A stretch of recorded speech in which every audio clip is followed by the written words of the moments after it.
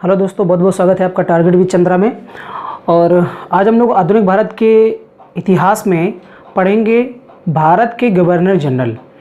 इसके पहले वाले वीडियो में हम लोगों ने बात की थी बंगाल के गवर्नर जनरल की, और बंगाल के गवर्नर जनरल जो है वो दोस्तों 1833 के चार्टर एक्ट के तहत भारत का गवर्नर जनरल बना दिया जाता है। तो एग्ज़ाम में कई बार ये पूछा जाता है कि बंगाल के गवर्नर जनरल को भारत का गवर्नर जनरल किस अधिनियम के तहत बनाया गया था। तो 1833 के चार्टर एक्ट के तहत बंगाल के गवर्नर जनरल को भारत का गवर्नर जनरल बना दिया जाता है। भारत का पहला governor general Lord William Bentinck को बनाया जाता है। तो आज हम जितने भी भारत के गवर्नर जनरल हुए हैं उन सभी की इस वीडियो पे बात करेंगे। तो इस वीडियो को दोस्तों शुरू से लेकर के लास्ट तक जरूर देखिएगा। ये वीडियो जो है सिर्फ भारत के गवर्नर जनरल से संबंधित तो है ही, इसके साथ साथ ऐसा नहीं है कि सिर्फ इसी से जानकारी आपको मिलेगी, इसके अलावा और कोई जानकारी नहीं मिलेगी। इससे जुड़ी हुई जितनी भी बातें हैं उन सभी जुड़ी हुई बातों की हम लोग यहाँ पर चर्चा करेंगे।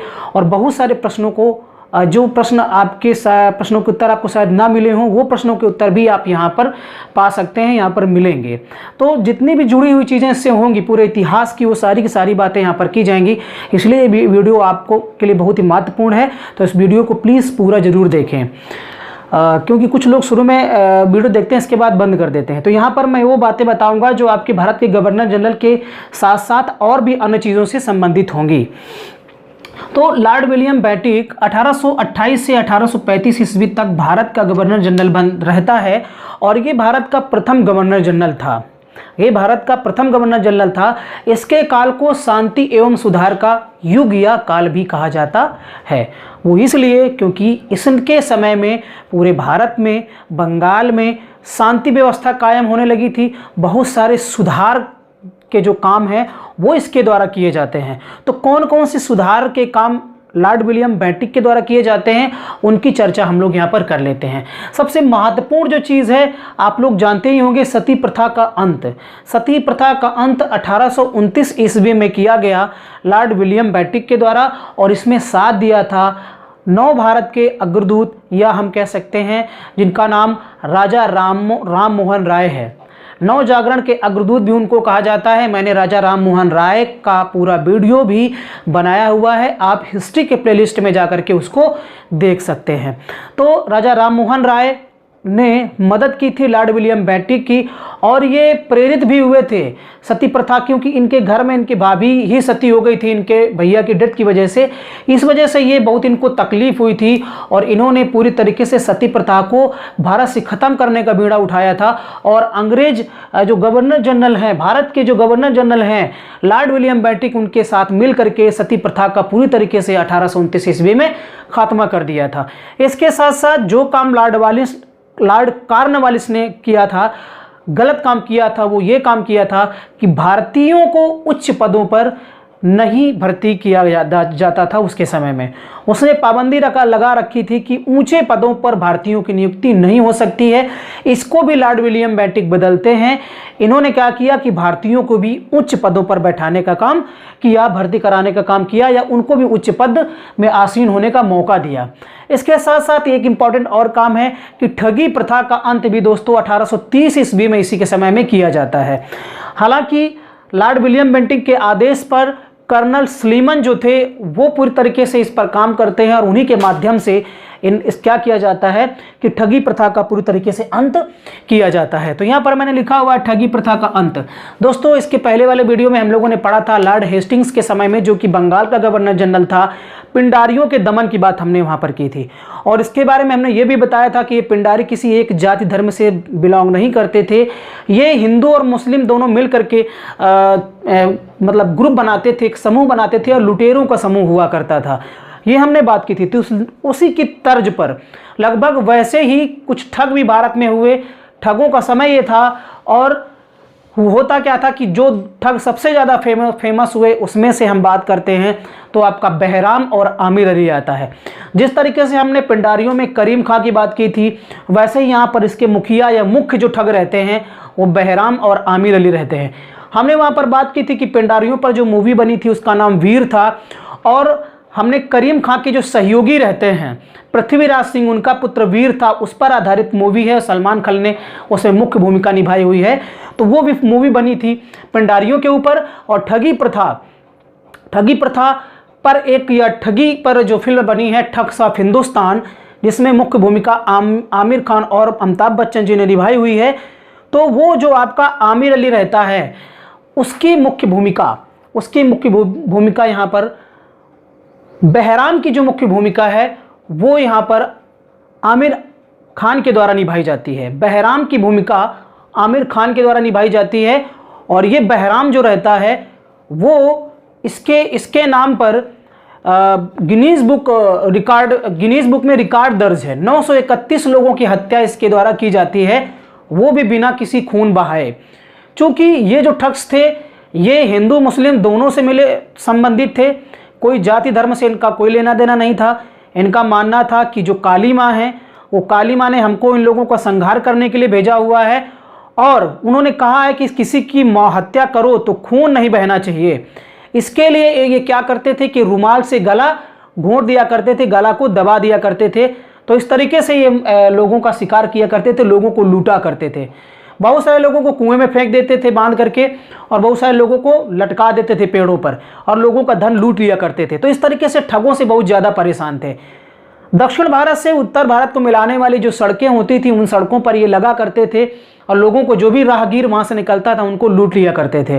तो इस तरीके का काम करते हैं ये। और इस पर 2018 में ठग ऑफ हिंदुस्तान मूवी भी बनी हुई है, ये आपने शायद देखी भी हो। तो कर्नल सलीमन के माध्यम से, कर्नल सलीमन ने क्या किया था कि इन्हीं रास्तों पर थाने बनाए और पूरी तरीके से ये जो आपके ठग थे इनका दमन कर दिया, इनको ख़त्म कर दिया पूरी तरीके से।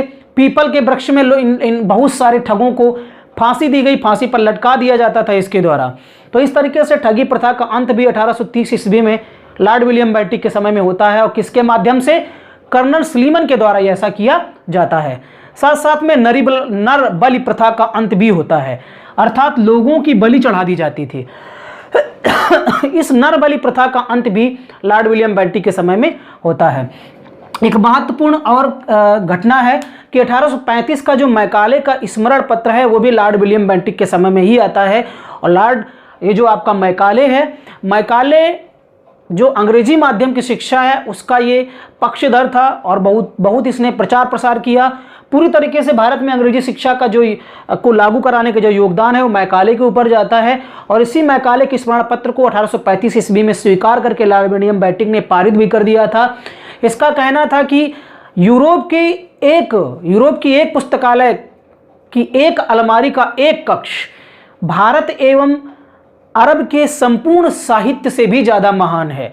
तो अंग्रेजी शिक्षा को ये सबसे ज़्यादा महान मानता था। तो हमारे भारत में जो अंग्रेजी का महत्व आया वो लॉर्ड मैकाले के स्मरण पत्र के द्वारा आया।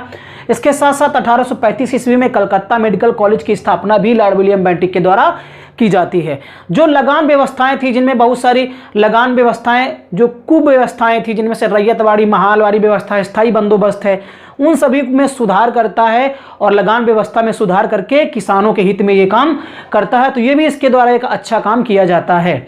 इसके बाद अगला जो भारत का गवर्नर जनरल आता है चार्ल्स मेटकाफ 1835 से 36 ईस्वी में। इसके बारे में सिर्फ एक प्रश्न पूछा जाता है कि भारत में प्रेस का मुक्तिदाता, भारत में समाचार पत्रों का मुक्तिदाता किसे माना जाता है, किसे कहा जाता है? तो भारतीय प्रेस का मुक्तिदाता जो है वो आपका चार्ल्स मेटकाफ को कहा जाता है।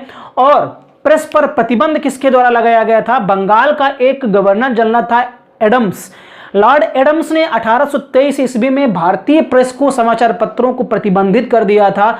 वो इस वजह से, चूंकि बंगाल में जितने भी समाचार पत्र आते थे, चाहे वो बंकिम चंद्र चटर्जी के हो या किसी के भी हो, चाहे आपके भूपेंद्र नाथ दत्त के, उस तरीके से बहुत महान लेखक हुए। उन समाचार पत्रों के माध्यम से देश के लोगों में राष्ट्र प्रेम की भावना आती थी। उस राष्ट्र प्रेम की भावना की वजह से लोग क्या करते थे कि विद्रोह करते थे। तो इस वजह से लॉर्ड एडम्स ने प्रेस पर प्रतिबंध लगा दिया था। लेकिन जब ये आता है चार्ल्स मेटकाफ, तो इन्होंने कहा कि लोगों को अपनी आवाज़ उठाने का मौका देना चाहिए, अभिव्यक्ति की स्वतंत्रता होनी चाहिए। इसके आधार पर लॉर्ड विलियम बेंटिक भी इस बात को मानते थे। और चार्ल्स मेटकाफ ने क्या किया कि भारतीय प्रेस को पूरी तरीके से स्वतंत्र घोषित कर दिया। और इसी वजह से इसको हम भारतीय प्रेस का मुक्तिदाता भी कहते हैं। ये महत्वपूर्ण प्रश्न कई बार पूछा गया है। अगला जो है गवर्नर जनरल लॉर्ड ऑकलैंड, 1836 से 1842 ईस्वी तक ये गवर्नर जनरल रहता है भारत का। इसके समय की महत्वपूर्ण घटनाओं की बात करेंगे तो प्रथम आंग्ल अफगान युद्ध होता है 1839 ईस्वी में। दोस्तों, अफगानिस्तान की सेना ने सोचा कि अंग्रेजों ने क्या किया, अंग्रेज जो है वो अपना साम्राज्य का विस्तार करना चाहते हैं, तो इस साम्राज्य विस्तार की नीति का हमारे यहाँ उपयोग ना करें, अर्थात अफगानिस्तान को भी अपने में ना मिला लें ब्रिटिश साम्राज्य में। इस वजह से अफगानी सेना ने युद्ध कर दिया अंग्रेजों के खिलाफ और इसमें लगभग अंग्रेज पराजित होते हैं, अंग्रेजों को बहुत सारा नुकसान होता है। तो ये जो युद्ध है प्रथम आंग्ल अफगान युद्ध 1839 ईस्वी में लड़ा गया था। इसी के समय की एक महत्वपूर्ण घटना, इसने क्या काम करवाया कि जो आपका शेरशाह सूरी मार्ग है उसकी मरम्मत करवाई थी। तो दोस्तों, शेरशाह सूरी की मार्ग जो है ये इसका बहुत ही प्राचीन इतिहास है। अगर मौर्य काल की बात करेंगे तो मौर्य काल में इसी रोड को, इस सड़क को हम उत्तरापथ के नाम से जानते थे। उत्तरापथ और दक्षिणापथ नाम आपने सुना होगा। तो उत्तरापथ जो है वो आपका बांग्लादेश से जाकर के इराक और ईरान तक, अफगानिस्तान तक को मिलाती थी उत्तरापथ की सड़क। तो उसी को मौर्य काल में उत्तरापथ, लेकिन जब शेरशाह सूरी के समय में आता है तो उसने पुनः निर्माण करवाया, उसका मरम्मत करवाया। 5 साल के अपने छोटे से कार्यकाल के अंदर उसने क्या किया कि सड़क का नाम शेरशाह सूरी मार्ग रखा गया। और बाद में जब अंग्रेज आते हैं तो अंग्रेजों ने क्या किया कि इसी शेरशाह सूरी मार्ग को ग्रांड ट्रंक रोड के नाम से प्रचारित किया। तो वर्तमान में इसको जीटी रोड कहते हैं और ये कलकत्ता से दिल्ली तक दोस्तों जाता है, अर्थात कलकत्ता से दिल्ली को ये जोड़ता है। प्राचीन काल में ये बहुत दूर तक जाता था, लेकिन वर्तमान की बात करें तो कलकत्ता से दिल्ली को जोड़ता है। तो पहले उत्तरापथ नाम से जानते थे, बाद में शेरशाह सूरी के नाम से जाना गया और फिर जीटी रोड के नाम से जाना गया और कुछ समय तक इसको राजमार्ग संख्या 1 के नाम से भी जाना जाता है। तो राजमार्ग संख्या 1 जो है, जिसको जीटी रोड कहते हैं, वो जो दिल्ली को कलकत्ता से मिलाता है, इसकी मरम्मत भी लॉर्ड ऑकलैंड के द्वारा की गई थी। तो ये भी महत्वपूर्ण काम किया गया इसके द्वारा। इसके समय की महत्वपूर्ण घटना यह भी है कि महाराजा रणजीत सिंह की मृत्यु हो जाती है और ये कह सकते हैं कि सिखों के अंतिम सबसे बहादुर और प्रतापी जो शासक थे वो महाराजा रणजीत सिंह थे। 1839 ईस्वी में दोस्तों पक्षाघात की वजह से इनकी मृत्यु हो जाती है। पक्षाघात का मतलब लकवा की वजह से इनकी मृत्यु हो जाती है। इसके बाद इनके कई पुत्र रहते हैं, वो शासक बनते हैं। लास्ट जो इनका शासक था, इनका पुत्र था दिलीप सिंह, जो कि अल्पवयस्क था, उनको शासक बना दिया जाता है। उसकी बात हम अभी करेंगे। तो ब्लैक एक्ट भी इसने पारित किया। ब्लैक एक्ट का मतलब था कि काले और गोरे लोगों के बीच का भेदभाव खत्म होना चाहिए, इसके लिए एक कानून बनाया जाए। तो उसने ब्लैक एक्ट नाम का एक कानून बनाया। तो ये भी अच्छा काम किया। इसने तीर्थ यात्रा पर लगने वाला जो टैक्स था उसको भी बंद करवाया। अगर आपको वैष्णो देवी जाना है या किसी मंदिर के दर्शन करने हैं तो उसके लिए आपको टैक्स देना पड़ेगा। तो इस तरीके के टैक्स को भी इसके द्वारा बंद किया गया था और नहरों का निर्माण कराया गया ताकि किसानों को सिंचाई के लिए कोई दिक्कत ना हो। तो इसने नहरों का निर्माण भी करवाया था। इस वजह से इसने काफी महत्वपूर्ण काम करवाए। इसके बाद अगला आता है लॉर्ड एलनबरो। 1842 ईस्वी से 1844 ईस्वी तक ये भारत का गवर्नर जनरल रहता है। इसके समय में 1843 ईस्वी में सिंध जो एक प्रांत है, इस समय वर्तमान में आपका ये पाकिस्तान में है, उसका ब्रिटिश साम्राज्य में विलय किया गया था। और इसी के समय की महत्वपूर्ण घटना 1843 ईस्वी में ताराबाई का जो राज्य था, ताराबाई का राज्य ग्वालियर मध्य प्रदेश में है, तो इस ग्वालियर को हड़प लिया गया था। दोस्तों, ताराबाई कौन है, इनके बारे में अगर बात करें तो ताराबाई छत्रपति शिवाजी के सबसे छोटे पुत्र जो थे, जिनका नाम था राजा राम, उनकी एक पत्नी थी ताराबाई, उन्हीं की पत्नी थी ताराबाई। तो छत्रपति शिवाजी के सबसे छोटे पुत्र की पत्नी का नाम था ताराबाई। और होता क्या है कि इनके जो राजा राम रहते हैं, जो छत्रपति शिवाजी के सबसे छोटे पुत्र थे, उनकी डेथ जल्दी हो जाती है, जिसकी वजह से इनका जो पुत्र रहता है, अल्पवयस्क पुत्र, जिसको शिवाजी द्वितीय कहा गया। तो शिवाजी द्वितीय के संरक्षका के तौर पर यह शासन करती हैं और औरंगजेब से 7 वर्षों तक टक्कर लिया इन्होंने, लेकिन बाद में राजनीति का शिकार होती हैं और अंग्रेजों के द्वारा, लॉर्ड एलनबरो के द्वारा भी इनके राज्य ग्वालियर को हड़प लिया जाता है। तो इस तरीके की घटना भी यहाँ पर आती है। इसके बाद अगला है लॉर्ड हार्डिंग। लॉर्ड हार्डिंग द्वितीय की बात नहीं कर रहे हैं हम लोग, लॉर्ड हार्डिंग प्रथम की बात कर रहे हैं। लॉर्ड हार्डिंग द्वितीय को पढ़ेंगे तो दिल्ली बम कांड जो है वो आता है, वो आपके 1911-12 की बात है। लेकिन हम लोग यहाँ 1844-48 की बात कर रहे हैं। तो लॉर्ड हार्डिंग जो है वो भारत का गवर्नर जनरल है, जबकि वो आपका दूसरा रहता है। तो 1800 इसके समय की महत्वपूर्ण घटना है 1845-46 में प्रथम आंग्ल सिख युद्ध होता है। प्रथम आंग्ल सिख युद्ध जिसमें लाहौर संधि होती है। दोस्तों महाराजा रणजीत सिंह की मृत्यु के बाद उनका पुत्र खड़क सिंह बनता है। उसके बाद और भी इसके कई पुत्र आते हैं, वो राजशासक बनते हैं। और अंततः होता क्या है कि जो इनकी एक पत्नी थी जिनका नाम था जिंदा कौर, इनकी पत्नी का नाम था जिंदा कौर, वो उनका एक प्रेमी था लाल सिंह, जो कि महाराजा रणजीत सिंह का सेनापति हुआ करता था। तो इनका एक जिस समय महाराजा रणजीत सिंह की डेथ होती है उस समय इनकी पत्नी के पेट पर एक बालक पल रहा था, और ये बालक था राजा दिलीप सिंह।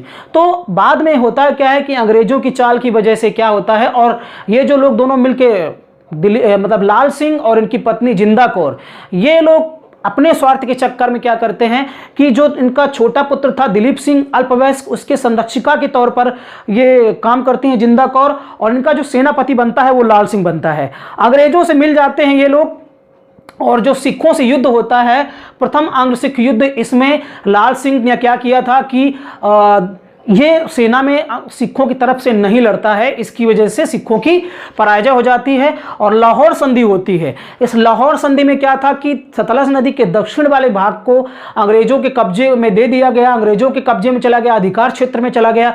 साथ साथ में इसी समय क्या होता है लाहौर संधि के तहत कि सिखों की जो सेना थी उसको कम कर दिया गया, मात्र 20,000 पैदल और 12,000 घुड़सवार सैनिक रखने के लिए ही सिर्फ कहा गया, इससे ज़्यादा आप नहीं रख सकते हो। सतलज नदी के दक्षिण वाला एरिया है वो कब्जे में ले लिया गया, और सारे कुछ इलाकों को क्या किया गया, कब्जा कर लिया गया अंग्रेजों के द्वारा। तो ये था आपका प्रथम आंग्ल सिख युद्ध जिसमें लाहौर संधि होती है। अगली बात करेंगे इसी के समय की महत्वपूर्ण घटना कि मध्य भारत में खोंड जनजाति रहती थी। इस जनजाति में एक प्रथा प्रचलित थी, नर हत्या प्रचलित रहती है प्रथा। इसको खत्म करने के लिए लॉर्ड हार्डिंग ने कैंपबेल को भेजा था। दोस्तों वर्तमान की बात करें तो वर्तमान में खोंड जनजाति जो है वो उड़ीसा की प्रमुख जनजाति है। उड़ीसा में पाई जाती है, झारखंड में पाई जाती है, लेकिन उड़ीसा में मुख्यतः पाई जाती है और मध्य भारत में भी पाई जाती है। तो खोंड जनजाति में एक प्रथा थी नरहत्या प्रथा, इसका अंत भी कैंपबेल के द्वारा किया जाता है। लेकिन कैंपबेल को भेजता कौन है, ये लॉर्ड हार्डिंग। इसने क्या किया था कि जिस तरीके से मैकाले ने अंग्रेजी शिक्षा को बढ़ावा दिया, वही काम ये भी जारी रखता है आगे। इसने क्या किया था कि नियुक्तियों में जो भी भर्तियां होंगी उन भर्तियों में अंग्रेजी भाषा को अनिवार्यता दे दी गई। जैसे इसको ऐसे समझ सकते हैं कि अंग्रेजी भाषा में इतने नंबर लाना अनिवार्य है, अर्थात अंग्रेजी भाषा पे अच्छा रिजल्ट लाना अनिवार्य है। जो अच्छा रिजल्ट लाएगा उस मतलब अंग्रेजी भाषा को वरीयता दी गई। तो ये भी इसने क्या किया कि अंग्रेजी भाषा को बढ़ावा दिया, अनिवार्यता किया उसकी, ये काम ये करता है। और साथ साथ में एक और महत्वपूर्ण घटना इसके समय में होती है, सूरत में नमक विद्रोह होता है। दोस्तों सूरत में क्या होता है कि जो 50 पैसा टैक्स लगता था, नमक कर लगता था, उसको बढ़ा करके 1 रुपया कर दिया जाता है। किसके द्वारा, लॉर्ड हार्डिंग के द्वारा। तो वहां की जो जनता रहती है, जनता ने क्या किया, विद्रोह कर दिया। भयंकर जब विद्रोह कर दिया गया तो ये इसने क्या किया कि अपने निर्णय को वापस लिया, और वापस करके क्या करता है कि जो 50 पैसा टैक्स लिया जाता था, नमक कर लिया जाता था, उसको पुनः 50 पैसा ही किया, अर्थात आधा कर दिया। तो यहाँ आधे का मतलब ये नहीं है कि पहले जितना था उसका आधा कर दिया गया, यहाँ जो बढ़ाया गया था उसको पुनः वापस ले लिया गया। इस वजह से कहा गया कि आधा कर दिया गया, अर्थात 50 पैसा टैक्स लेते थे, 1 रुपया कर दिया गया, कुछ समय बाद फिर 50 पैसा कर दिया गया। तो इसको बोला गया कि नमक कर आधा कर दिया गया। अब सबसे महत्वपूर्ण जो आपका भारत का गवर्नर जनरल रहता है वह है लॉर्ड डलहौजी, जिसका नाम आप सभी ने सुना होगा। लॉर्ड डलहौजी 1848 से 1856 ईस्वी तक भारत का गवर्नर जनरल रहता है, और उसने बहुत सारे ऐसे ऐतिहासिक काम किए हैं जिनको आज भी याद किया जाता है। वो ऐतिहासिक काम अच्छे भी हैं, कुछ बुरे भी हैं, तो उन सभी की बात हम लोग यहाँ पर करेंगे। देखिए सबसे इंपॉर्टेंट जो काम इसका है, इसके लिए इंपॉर्टेंट है, हमारे लिए इंपॉर्टेंट नहीं है। मतलब हमारे एग्जाम के लिए इंपॉर्टेंट है, लेकिन हमारे भारत के लिए इसने अच्छा काम नहीं किया था। वो था राज्य हड़प नीति या व्यपगत नीति, जिसको हम अंग्रेजी में डॉक्ट्रिन ऑफ लैप्स भी कहते हैं।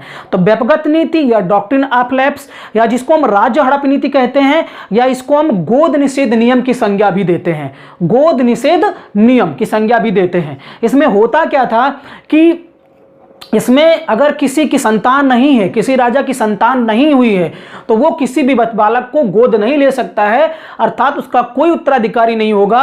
वो जो शासन है, वो जो राज्य है, वो अंग्रेजों के अधीन चला जाएगा। ये नियम लगाता है। तो इसने इस नियम के द्वारा, राज्य हड़प नीति या व्यपगत नीति के द्वारा, सबसे पहले किस राज्य को, रियासत को इसने हड़पा था, ये एग्जाम में कई बार पूछा गया है। तो 17 को 1848 ईस्वी में क्या किया था कि ब्रिटिश साम्राज्य में इसने मिला लिया था जबरदस्ती। किस नीति के तहत? राज्य हड़प नीति के तहत। दोस्तों, लॉर्ड डलहौजी जो था, ये साम्राज्यवादी नीति के विचारधारा का था। इसका कहना था कि हम अपने ब्रिटिश साम्राज्य का विस्तार करेंगे, और विस्तार करने के लिए जो भी होगा हम करेंगे। वो गलत भी हो सकता है, सही हो, कुछ भी हो, किसी भी तरीके से हमको गलत सही को नहीं देखना है, और हमें ब्रिटिश साम्राज्य का विस्तार करना है। तो इस विस्तार नीति के तहत इसने क्या किया था, इस गोद निषेध नियम के तहत, इस राज्य हड़प नीति के नियम के तहत सबसे पहले 17 राज्य को इसने अपने साम्राज्य में मिलाया था। उसके बाद जैतपुर, दोस्तों संभल में पड़ता है। संभल जो है आपका वर्तमान में यूपी का जिला है,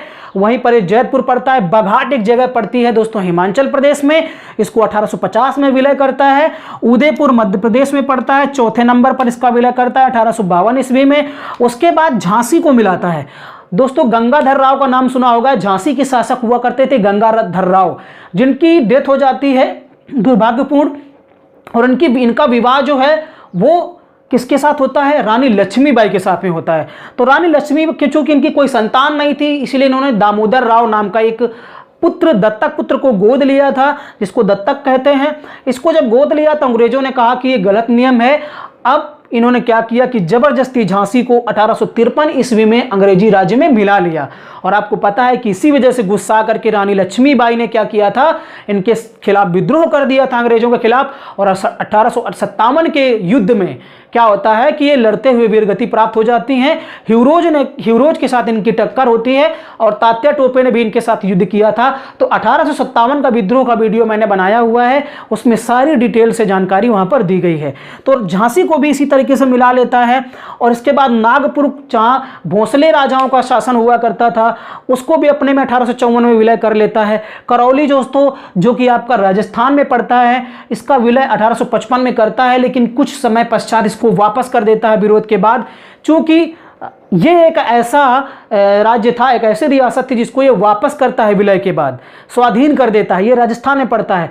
अवध को भी अपने में मिला लेता है दोस्तों 1856 ईस्वी में, अवध का भी विलय कर लेता है। तो ये एक महत्वपूर्ण घटना थी राज्य हड़प नीति की। इसके अलावा क्या किया, 1850 ईस्वी में सिक्किम जो भारत का उत्तर पूर्वी जो आपका राज्य है, और जहां पर आपकी कंचनजंगा पर्वत चोटी पाई जाती है, जो भारत में स्थित हिमालय की सबसे ऊंची चोटी है, उस पर क्या करता है, सिक्किम पर यह अधिकार कर लेता है। और किस आधार पर? यह कहता है कि वहां के 2 डॉक्टरों ने हमारे साथ दुर्व्यवहार किया है, बस इतनी सी बात के लिए इसने सिक्किम पर आक्रमण करके अधिकार कर लिया। तो यह भी इसने गलत काम किया। उपाधियों व पेंशनों का अंत कर दिया। जो राजा लोग उपाधि धारण करते थे, बादशाह की, सुल्तान की, शहंशाह की, जो भी उपाधियां थी, उनको अंत कर दिया। और इसका कहना था कि जब हम राजा हैं वास्तव में, तो आपको उपाधि धारण करने की कोई आवश्यकता नहीं है। और पेंशन जो दी जाती थी, आपको दोस्तों पता है कि हमने जब पढ़ाया था लॉर्ड हेस्टिंग्स के बारे में, तो वहां हमने बताया था कि जो आपके जो बाजीराव द्वितीय थे, अर्थात पेशवा बाजीराव द्वितीय, जिनको क्या किया जाता है कि पूना संधि के तहत 8 लाख रुपए पेंशन, वार्षिक पेंशन दे करके कानपुर के बिठूर में क्या किया जाता है, भेज दिया जाता है। तो उन्हीं के पुत्र रहते हैं धोंधू पंत या नाना साहब, जो कि दत्तक पुत्र थे। तो इनको भी क्या किया जाता है दोस्तों, सबसे पहली पेंशन जो है इन्हीं की जब्त की जाती है, और नाना साहब की पेंशन जब्त कर दी जाती है। तो उपाधियां जो भी थी राजाओं की, उनको समाप्त कर दिया, पेंशन जो देता था उनको भी समाप्त कर दिया। तो इस तरीके के ये काम करता है। जैसे कि हम यहाँ बात करते हैं, इसके बाद आगे बात करते हैं हम लोग। यहाँ पर बात करते हैं बरार तथा अवध का विलय भी करता है। बरार जो है दोस्तों यहाँ का शासक निजाम हुआ करता था, जैसे हैदराबाद का निजाम जो है। और अवध की बात करेंगे तो अवध का उस समय अंतिम जो नवाब था वो था वाजिद अली शाह। वाजिद अली शाह के राज्य को भी ये क्या करता है, अपने में मिला लेता है। कौन? लॉर्ड डलहौजी। तो लॉर्ड डलहौजी ने भी क्या किया कि कुव्यवस्था का, कुशासन का आरोप लगाता है कि आप लोग सही से शासन नहीं कर पा रहे हैं तो हमें सौंप दीजिए, और जबरदस्ती क्या करता है, बरार पर और अवध पर ये कब्जा कर लेता है। कौन? लॉर्ड डलहौजी। इसके बाद इसी के समय में द्वितीय आंग्ल सिख युद्ध होता है। दोस्तों ये प्रथम आंग्ल सिख युद्ध लॉर्ड हार्डिंग के समय में होता है, और द्वितीय आंग्ल सिख युद्ध जो है वो आपका लॉर्ड डलहौजी के समय में होता है। क्योंकि कोई सिख राजा, बहादुर राजा रह नहीं गए थे, तो जो आपका द्वितीय आंग्ल सिख युद्ध है 1848 से 49 ईस्वी में लड़ा जाता है। इसमें क्या होता है कि जो जिंदा कौर थी, जिनको 1.5 लाख रुपए वार्षिक पेंशन दी जाती थी, उस पेंशन को इसने 48,000 रुपए वार्षिक कर दिया। साथ साथ में जितने भी राज्य के अधीन उच्च पद हुआ करते थे, उन सभी उच्च पदों पर अंग्रेजों को बैठा दिया। तो सेना के लोग और जो दरबार के लोग थे वो बहुत ही क्रोधित हुए, गुस्सा हुए। एक तो जो महारानी हैं, संरक्षिका हैं, उनकी पेंशन आपने कम कर दी, बड़े बड़े पदों पर आपने क्या किया कि अपने अधिकारियों को बैठा दिया, अंग्रेजों को बैठा दिया। सेना धीरे धीरे कम करते चले जा रहे हैं और सेना पे अंग्रेजों की भर्ती करते चले जा रहे हैं। तो इस वजह से क्या किया कि जो सिख सेना के लोग थे उन्होंने दोबारा संगठित रूप धारण किया और अंग्रेजों के खिलाफ युद्ध कर दिया, जिसे हम द्वितीय आंग्ल सिख युद्ध के नाम से जानते हैं। हालांकि इस समय पंजाब की पराजय हो जाती है, चूंकि उस तरीके का कोई बहादुर राजा नहीं रहता है, महाराजा रणजीत सिंह की तरह, गुरु गोविंद सिंह की तरह, इस वजह से यहां पर हार जाते हैं।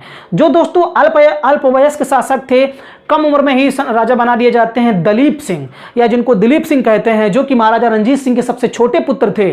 ठीक, उनको क्या किया जाता है कि इन्होंने क्या किया था कि 5 लाख वार्षिक पेंशन दे करके पढ़ने के लिए विदेश भेजा था। उनसे क्या करते हैं, चूंकि कोहिनूर हीरा इन्हीं के पास रहता है, महाराजा रणजीत सिंह के पास कोहिनूर हीरा रहता है, लेकिन महाराजा रणजीत सिंह जब रही रहते हैं तो उनके पुत्र के पास आ जाता है ये दिलीप सिंह के पास में, जो दुनिया का सबसे विश्वविख्यात हीरा है, कोहिनूर हीरा। कोहिनूर हीरे से संबंधित मैंने वीडियो बनाया हुआ है, आप प्लेलिस्ट में जाकर के उसको देख सकते हैं। पूरी जानकारी वहां पर दी गई है, कब कैसे इसकी उत्पत्ति हुई और कहां कहां किसके किसके पास गया। इतिहास गवाह है कि कोहिनूर हीरा जिसके पास भी गया उसका नाश करके ही ये आया है। तो कोहिनूर हीरे को क्या किया गया कि महारानी विक्टोरिया को भेज दिया गया। महारानी विक्टोरिया को भेज दिया गया किसके द्वारा? लॉर्ड डलहौजी के द्वारा। एक समय ये शाहजहां के तख्ते ताउस पर भी विराजमान होता था। दोस्तों मैंने सारी बातें उस वीडियो पे बताई हुई हैं, यहां पर बताऊंगा, वीडियो बड़ा हो जाएगा।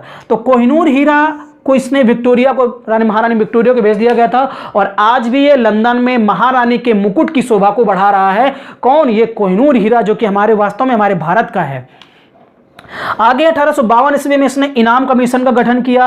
कि इनाम कमीशन का काम था कि जो भी भूमि कर रहित जगहें हैं, जागीरें हैं, उन जागीरों की जांच की जाए, अर्थात ऐसी भूमियां जिनसे कोई हमें टैक्स नहीं प्राप्त होता, उनकी जांच की जाए। तो इस तरीके से इनाम नाम का एक जज रहता है महाराष्ट्र का, जो कि इसी ने कमीशन का गठन किया लॉर्ड डलहौजी के कहने पर। और इस समय होता क्या है कि बहुत सारे जमींदारों की जागीरदारी जो है वो ये कहकर के छीन ली जाती है कि आपने इसको गलत तरीके से, मतलब गलत तरीके से इसको अपनाया हुआ है, गलत तरीके से इस पर कब्जा कर रखा है। और इस आधार पर लॉर्ड डलहौजी ने बहुत सारे जागीरों को हड़प लिया, अपने ब्रिटिश साम्राज्य में मिला लिया। तो इसका गठन भी लॉर्ड डलहौजी के द्वारा किया जाता है। तो बहुत ही ऐसे विचित्र काम किए हैं जो बाद में चल करके 1857 की क्रांति में दिखाई देते हैं विरोध के रूप में। इसने क्या किया था कि चूंकि अंग्रेजों को गर्मी ज़्यादा लगती है, ये गर्मी कम सहन कर पाते हैं, तो भारत की एक जगह है शिमला, जिसको पहाड़ियों की रानी कहा जाता है, और श्यामला देवी एक हैं जो कि काली का रूप बताया जाता है, तो उन्हीं के नाम पर इस जगह का नाम शिमला पड़ा। शिमला की बात करें तो वहाँ पहले 1-2 लोग रहा करते थे, लेकिन जब ये लोग जाते हैं वहाँ पर गोरखा युद्ध, आपने पढ़ा था, मैंने बताया था, नेपाल का गोरखा युद्ध होता है, जहाँ पर अमर सिंह थापा की हमने बात की थी। तो अमर सिंह थापा ने क्या किया था कि शिमला पर आक्रमण करके यहाँ पर कब्जा कर रखा था। यहाँ ज़्यादा लोग नहीं रहते हैं, लेकिन चूंकि यहाँ का रमणीय दृश्य, सुंदर दृश्य और ठंडा मौसम की वजह से अंग्रेजों की जगह बहुत भाती है। और धीरे धीरे इसका 1830 तक तो बहुत ही भयंकर इसका विकास होता है। और आज तो शिमला एक राज्य, हिमाचल एक राज्य है, उसकी राजधानी शिमला हुआ करती है। शिमला दोस्तों कुछ समय तक पंजाब की भी राजधानी रही थी, चूंकि पंजाब के नज़दीक पड़ती है, इस वजह से शिमला पंजाब की भी राजधानी रही थी। तो शिमला को इसने क्या किया कि राजनीतिक बनाया मुख्यालय, और इसने क्या किया कि ग्रीष्मकालीन राजधानी भी आप शिमला को ही बनाया, क्योंकि वहां पर बैठकें होती थी। महाराजा रणजीत सिंह ने भी यहां पर बैठक की थी अंग्रेजों के साथ में, और जितने भी अंग्रेज आपके हुआ करते थे सारे लोग यहाँ पर बैठक किया करते थे, क्योंकि मौसम यहाँ का बहुत अच्छा था। तो गर्मियों में ये लोग वहाँ पर छुट्टी बिताया करते थे। कहाँ पर? शिमला में। तो इसने क्या किया कि सैनिक मुख्यालय भी इसको बनाया। जो भी सैनिक गतिविधियाँ थी, अर्थात सैनिक जो वार्तालाप हुआ करते थे, युद्ध से संबंधित बातचीत हुआ करती थी, और जो भी आपके सैनिक अधिकारी हुआ करते थे, वो सभी जो है वो शिमला में बैठक किया करते थे। तो इसने शिमला को राजनीतिक व सैनिक मुख्यालय भी बनाया। गोरखा रेजिमेंट का अलग से निर्माण किया। गोरखा रेजिमेंट का अलग से निर्माण किया इसने, एक अलग सेना बनाता है। इसी के समय के महत्वपूर्ण घटना है 1854 ईस्वी का वुड का घोषणा पत्र। दोस्तों, इस वुड के घोषणा पत्र को भारतीय शिक्षा का मैग्ना कार्टा कहा जाता है। मैंने जब भारत में शिक्षा का विकास पढ़ाया हुआ है, उसके वीडियो भी आपको मिल जाएंगे, उसमें मैंने बताया हुआ है इसके बारे में। तो चार्ल्स वुड का घोषणा पत्र जो है वो भारतीय शिक्षा का मैग्ना कार्टा कहलाता है, और इसी के तहत लंदन विश्वविद्यालय की तर्ज पर भारत में कलकत्ता विश्वविद्यालय की स्थापना भी सबसे पहले की गई थी। कब? 1857 ईस्वी में। तो इस 1854 के घोषणा पत्र के तहत ही 1857 ईस्वी में लंदन विश्वविद्यालय की तर्ज पर भारत में कलकत्ता विश्वविद्यालय की स्थापना की गई थी। यह भी इंपॉर्टेंट यहां पर बात है। अगला जो है आपका 16 अप्रैल 1853 ईस्वी को, 16 अप्रैल 1853 ईस्वी को प्रथम रेलगाड़ी, भारत में प्रथम रेलगाड़ी चलाई गई। कहां से कहां तक? मुंबई से थाड़े के मध्य। कितने किलोमीटर? 34 किलोमीटर। तो इस आधार पर हम कह सकते हैं कि भारत में रेलवे का जनक जो है वो लॉर्ड डलहौजी को माना जाता है। लॉर्ड डलहौजी के समय में ही सर्वप्रथम भारत में रेलगाड़ी चली थी। तो यह भी महत्वपूर्ण प्रश्न यहां से बन सकता है। इसके बाद हम लोग बात करेंगे कि 1853 ईस्वी में ही इसने प्रथम तार लाइन कलकत्ता से आगरा चलाई। दोस्तों, एक बात को दूसरी जगह तक पहुंचाना बहुत महत्वपूर्ण। समय चिट्ठियां चलती थी, लेकिन वैज्ञानिकों ने सोचा कि विद्युत के माध्यम से कैसे हम अपनी बात यहां से दूसरी जगह पहुंचा सकते हैं, क्योंकि अब तो मोबाइल हैं, फटाक से फोन करते हैं, उस समय मोबाइल नहीं थे। तो जिसको हम बोलते हैं टेलीग्राफ, आपने सुना होगा, टेलीग्राम नाम सुना होगा। तो ये जो आपका टेलीग्राफ व्यवस्था, इसी को हम तार लाइन व्यवस्था बोलते हैं, तार लाइन। तो इसके लिए तार की आवश्यकता होती है। वो तार, विद्युत तार ऊपर से भी जा सकते हैं और आपके धरती के नीचे नीचे भी जा सकते हैं। इसमें होता कि सैमुअल मोर्स ने इस पर काम किया था, और उसको हम जनक कह सकते हैं इसका। सैमुअल मोर्स ने आपका टेलीग्राफ का आविष्कार किया था। तो इसमें होता क्या है कि विद्युत के द्वारा कुछ भाषाओं के अक्षरों के संकेतों को संकेतों में बदला जाता है, और इसके बाद वो फिर तार के माध्यम से जाता है दूसरी जगह, और वहां पर संकेतों को फिर अक्षरों में बदल दिया जाता है। इस तरीके से दूसरी जगह की जो बात है वो पहली जगह की जो बात है वो दूसरी जगह पहुंच जाती थी। तो टेलीग्राफ का आविष्कार सैमुअल मोर्स के द्वारा किया गया, और सर्वप्रथम इस तरीके की तार लाइन जो है भारत में कलकत्ता से आगरा तक बिछाई गई थी। किसके समय में? लॉर्ड डलहौजी के समय में। तो यह भी बहुत बड़ा काम इसके द्वारा किया गया। और भारत में 1854 ईस्वी में प्रथम डाक टिकट जारी किया गया। जो डाक टिकट हम लोग लिफाफे पे चिपकाते हैं ऑफलाइन पेपर डालने में, या जो भी रजिस्ट्री करते हैं, तो वो जो डाक टिकट होती है, उसको डाक टिकट को पहली बार जो जारी किया गया वो लॉर्ड डलहौजी के समय में किया गया। इसके बाद 1854 ईस्वी में ही लोक निर्माण विभाग का PWD का गठन भी किया जाता है लॉर्ड डलहौजी के द्वारा। तो यहां से महत्वपूर्ण प्रश्न बन सकता है। इसके अलावा एक विशेष जो आपका विद्रोह है, जिसको हम संथाल विद्रोह कहते हैं, 1855-56 ईस्वी में होता है। संथाल विद्रोह जो दोस्तों संथाल एक जनजाति है। संथाल एक जनजाति है, और यह संथाल जनजाति की जमीनों को जबरदस्ती हड़पा जा रहा था, जिसकी वजह से सिद्धो और कान्हो नाम के दो व्यक्ति रहते हैं जिन्होंने इस संथाल विद्रोह का नेतृत्व किया था। मैंने विद्रोहों से संबंधित वीडियो भी बनाया हुआ है, आप प्लेलिस्ट में जाकर के देख सकते हैं। तो 1855 से 56 ईस्वी में इसके समय में संथाल विद्रोह भी होता है। 1853 का चार्टर एक्ट भी पारित होता है। इस 1853 के चार्टर एक्ट में दोस्तों व्यवस्था क्या की गई थी कि कर्मचारियों की नियुक्ति के लिए भी अब प्रतियोगी परीक्षा करवाई जाती थी। तो यह व्यवस्था किसके तहत की गई? 1853 के चार्टर एक्ट के तहत की गई।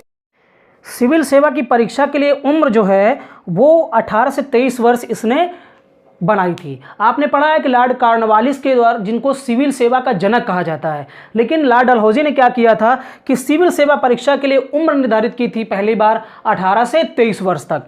इसके अलावा 1863 ईस्वी में प्रथम IAS ऑफिसर, ये प्रथम प्रशासनिक अधिकारी कौन भारतीय बना?